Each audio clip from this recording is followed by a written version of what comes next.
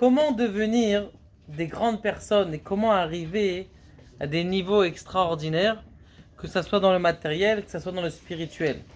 On a vu dans nos générations Yosef, qui est devenu le Biden, le Trump, le prince d'Égypte, le prince de l'Amérique. C'est vraiment un homme extraordinaire. Et donc, comment est-ce qu'il a réussi justement à arriver à des niveaux qui sont si suprêmes dans sa vie? Ça, c'est une des questions qu'on a posées. Il est marqué dans la paracha, le Ramban, Nahmanide, il dit quelque chose comme ça. Il dit, si vous regardez, la tribu des Lévi'im, c'est la toute petite tribu qui est le nombre le plus petit de toutes les tribus. Pourquoi les pauvres Lévi'im, qui sont Chashuvim, Kohanim, Lévi'im, c'est la plus petite tribu du Ham Israël? Arrête, ça devrait être une grande tribu, plein de Kohanim qui servent le Beth Amikdash, qui sont là les grandeurs. Il dit, lorsque les Bnei Israël étaient en Égypte, c'est marqué qu'ils ont souffert. Ils ont souffert. Et il y avait là-bas, Ken Ifrot, Pen Yasher Yanu Oto, Ken Irbe Vechen Ifrot. Ma c'est Omer. C'est Omer que si quelqu'un, il a souffert, en fonction de la souffrance que tu as eue, eh bien, la grandeur, elle va arriver.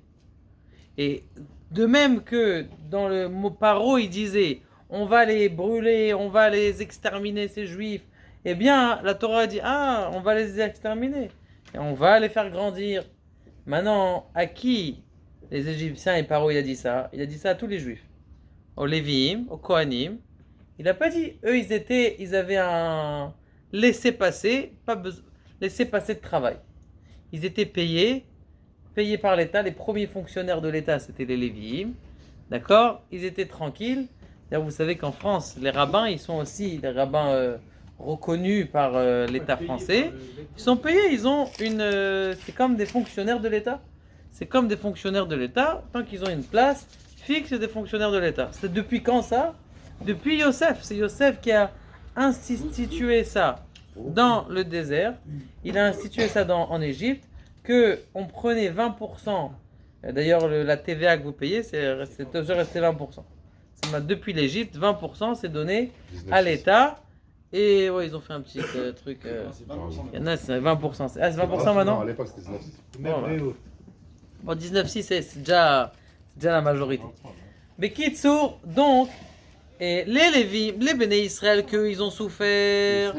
Eux, ils ont développé plus, et donc ils étaient un grand nombre. Alors que les Lévim, qui n'ont pas souffert, Tachlès, ils n'ont pas souffert. Eh bien, maintenant, qu'est-ce que ça veut dire souffrir et qu'est-ce que ça ne veut pas dire souffrir? À Rosh Hashanah, à Kadosh Baruch Hu, il dit Rav Shlom Kezvile. C'était toute sa théorie.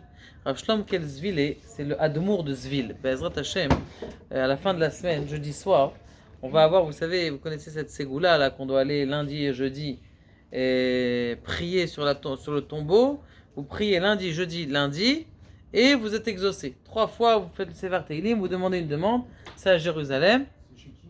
C'est Ben Dossa, non? C'est pas Ben Dossa? Non, il y en a plein, mais lui, c'est comme ça qu'il fait. Non. Comment il s'appelle? Lui, il avait le Rav de Zvil, le Admour de Zvil, c'est connu. Maintenant, il dit comme ça, il dit que qu'est-ce qui a été calculé à Rosh Hashanah? Est-ce que c'est calculé que tu vas avoir une voiture, que ça c'est calculé? Non. Il dit combien de kiff tu vas avoir à Rosh Hashanah et combien de galères tu vas avoir à Rosh Hashanah. Maintenant, c'est l'homme échané, est-ce que c'est dans la voiture ou pas? Par exemple, venez on calcule. Quelqu'un dit, moi, j'aime bien rouler dans une belle voiture. Très bien. Tu aimes bien rouler dans une voiture, la brioute, on veut te donner tout ce que Kadosh Baruch Hu, il veut nous donner, nous ouvrir les portes.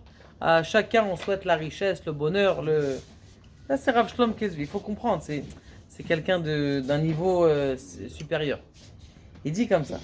Il dit, la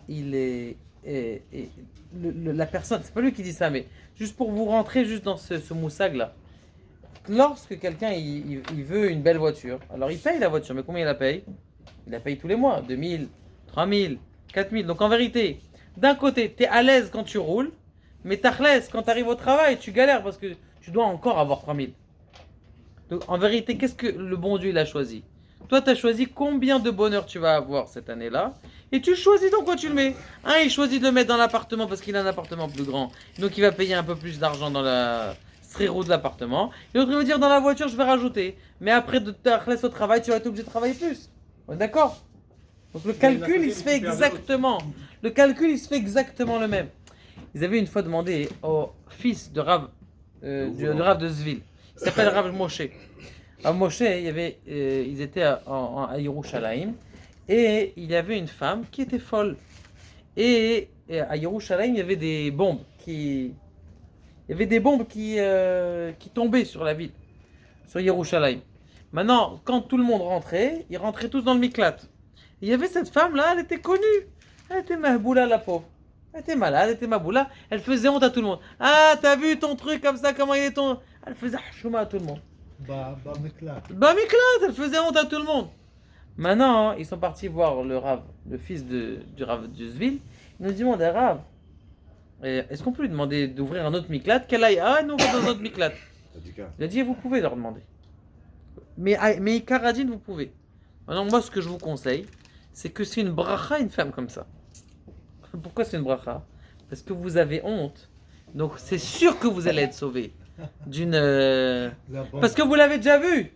Vous l'avez déjà eu. C'est elle la bombe. C'est elle la bombe, donc elle est déjà là. Donc qu'est-ce que tu préfères? Tu préfères avoir une bombe ou tu préfères avoir une boucha? Tu as une boucha, ça va durer 5 minutes, 3 minutes. Une bombe, alors allez-nous, un type, il peut avoir un pied cassé, un pied machin. Donc c'est plus facile d'avoir une boucha que des fois le Rav Zvil, il avait quelqu'un qui était malade. Et sa fille, elle était malade. Sa fille, elle était malade et les docteurs, il lui a dit si sa fièvre, elle monte, eh bien, vous pouvez dire, le docteur, il est arrivé, il a vu que la fièvre, elle montait. Rav Zvil, il est sorti.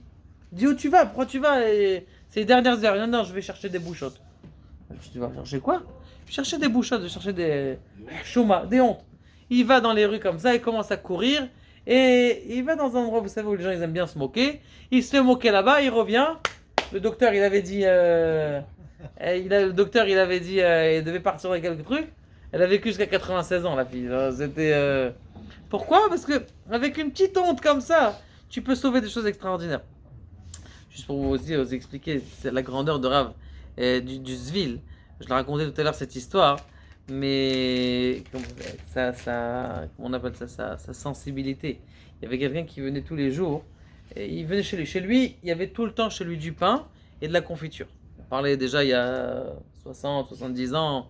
Il y avait tout le temps chez lui du pain et de la confiture. Tu as faim, tu rentres, il y a du pain et de la confiture, tu peux manger. D'accord. Très bien. Il y avait des gens qui rentraient, des gens qui dormaient chez lui. Il n'y a pas de problème. Maintenant, un beau jour, il y en a un qui est venu chez lui et il lui a dit, écoute, Rabbi, ça te dérange pas, demain matin, j'aimerais bien aller au net. Si tu veux me réveiller à 5 heures. Il dit, je peux pas te réveiller, je suis désolé. Bon, d'accord. On dirait que le Rav, il dort à cette heure-là. Donc, il ne va pas me réveiller. Il se réveille, lui, tout seul. Il voit que le Rav, il est en train d'étudier déjà à 5 heures du matin. Alors, bon, il n'a pas compris. Le lendemain, il dit, Rav, ça vous dérange pas de me réveiller demain matin? Il dit, je pourrais pas demain, je suis désolé, Mechila. Il dit, mais Rav, ça vous dérange pas de me réveiller? Il dit, Mechila, je suis désolé, je peux pas te réveiller. Le lendemain, il se réveille tout seul. Et il voit que le Rav, il est en train d'étudier. Il est déjà réveillé à ce moment-là. Il va dire, Rav, mais pourquoi vous ne me réveillez pas? Je dis, écoute, quand on réveille quelqu'un, il est content. Mais juste la première Nekuda, quand tu le réveilles, quand tu dis, Yossi, réveille-toi, c'est trop... Je peux pas faire souffrir un juif. C'est trop difficile de faire souffrir un juif. C'est pour ça que je peux pas... Il y avait une fois une femme, Laura Lenou, on lui a dit qu'elle avait la maladie. Elle a dit, Rav, est-ce qu'on peut faire quelque chose? Il lui a dit oui, vous pouvez faire quelque chose. Les docteurs, ils lui ont donné quelques mois. Il a dit, regardez. Arrête, lui, vous vous rappelez que son cheshbon, il est que on donne en kiff. Ça veut dire on donne à quelqu'un en kiff, on calcule combien de bonheur il va avoir, combien, pas exactement qu'est-ce qu'il va avoir ou pas ce qu'il va avoir. Et là, combien il va avoir de bonheur et combien de... Donc il fait comme ça, il dit, regarde, cette femme elle est malade. Maintenant, on sait très bien que les femmes elles aiment beaucoup les choses, et elles aiment les bijoux. Les femmes elles aiment leurs enfants, et elles aiment la simcha des enfants. Il lui a dit comme ça à la femme. Il lui a dit, Ata mekabel, tu vas recevoir sur toi, première chose, de ne pas prendre des bijoux. La femme elle a dit d'accord. Elle a dit deuxième chose, tu n'embrasses aucun enfant, ni enfants ni petits-enfants, tu ne les embrasses pas. C'est dur pour une maman de dire je ne vais pas recevoir sur moi les enfants. Et il lui a dit troisième chose, et il lui a dit, tu vas pas au smachot de tes enfants. S'ils se marient ou quelque chose, tu vas pas. La femme, comment on appelle ça? C'était dur. Mais si le Rav il a dit, si ça m'a vie, ça m'a vie. Cette femme, elle était jeune. Elle avait 58 ans comme ça. Elle est partie voir le Rav. Et elle avait une fille unique. Et son fils unique, il a fait une fille unique. Elle n'est pas partie au mariage. Elle est partie à 98 ans. Pourquoi? Parce que tu calcules combien est-ce que tu t'investis. Combien la personne, elle s'investit. Combien tu as investi pour ne pas kiffer. Alors, il faut, comment on appelle ça, réagir. Ça veut dire, c'est des malotes, ces choses-là. Je ne vais pas dire à chacun, ah tu sais, voilà, fais comme ça. T'es vater sur cette... ça veut dire, fais la concession de ce problème-là et tu vas voir, tout ira bien. C'est des malotes. On parle des gens qui sont déjà il y a 100 ans, des gens d'un niveau extraordinaire. C'est juste pour essayer, pour aspirer à arriver à des moussagim comme ça. Et il y avait un riche, une fois, il se sentait mal pendant Kippour. Et ce riche qui se sentait mal quand il est tombé dans les pommes comme ça. Ils sont partis voir Rochler Ketzville et ils lui ont dit, voilà, il se sent mal. Ils lui ont dit, donnez-lui à boire les shiurim. Vous lui donnez 4 centilitres, 4 centilitres, 4 centilitres, 4 centilitres. Il dit, mais vous lui dites qu'à chaque 4 centilitres qu'il boit, qu'il a le droit de boire, il paye aussi $1000. Il était riche. Et lui, il était allongé comme ça. Alors ils disent, Rav de Zvil, il a dit que tu peux boire les shiurim, mais chaque shiur que tu prends, tu mets aussi $1000 sur la table. Le type, il s'est levé tout de suite. Il dit, oh, ça va, je me sens bien. Tout va bien. Il était radin aussi, c'était un riche. C'était un riche radin. Il voulait lui montrer que des fois, les gens, ils croient que tu peux pas y arriver, mais tu peux arriver. Et là, mes chers amis, on revient à la question du début. Comment est-ce que Yosef, il est arrivé à être le prince d'Égypte? Parce qu'il a eu une tentation très forte. Quand on entend Potiphar ou la femme de Potiphar, on s'imagine une grosse dame avec de la moustache, pas belle. Mais c'était une femme très très belle. Et il voulait avec elle. Et il est parti pour aller avec elle. Il savait qu'il n'y avait personne dans la maison. Et donc il est rentré dans les branches du Satan. À la dernière minute, il était dans la chambre. C'est pas qu'il n'était pas dans la chambre. Il était dans la chambre avec elle. S'il lui a attrapé la bise, c'est que tu rentres même pas dans, t'es pas censé rentrer en yichud bichal dans la maison. Il est rentré pour faire. Mon Rav il disait, c'est pas juste, il a vu son père dans la Mahalon. Moi aussi je veux voir mon père à Halon quand je fais une avera. Moi aussi j'aimerais bien. Il a dit non. Et c'est mon Rav à Manchester, il dit ça. Il dit c'est lui qui a mis dans le Halon, c'est lui qui a fait apparaître son père. C'est pas que son père il a apparu. Et là c'est lui qui a fait apparaître son père dans la Halon. C'est-à-dire il y a une avoda ici, c'est pas que c'est un miracle. Il dit le Khalban, quand quelqu'un, même s'il a de la Torah, il a des mitzvot, quand il y a une épreuve qui vient se présenter à lui, il peut tout oublier. Il peut tout oublier. Il va dire, mais c'est un grand rabbin, comment il a fauté? Quelqu'un, il doit faire attention, et comme on dit, ça sert à rien de se battre contre le Yetzirah. Il faut prier pour pas que le Yetzirah vienne nous voir. Chaque jour, il faut prier à Kadosh Baruch Hu, et on le fait. Lo tevieni li Yetzirah, ne m'amène pas devant le Yetzirah. Lo tevieni li dehed, li davera, li de nisayon, li de télévisayon.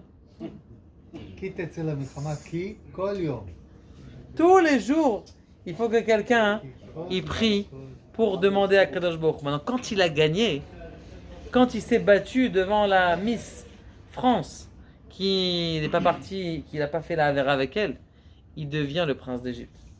Ça, c'est Yosef.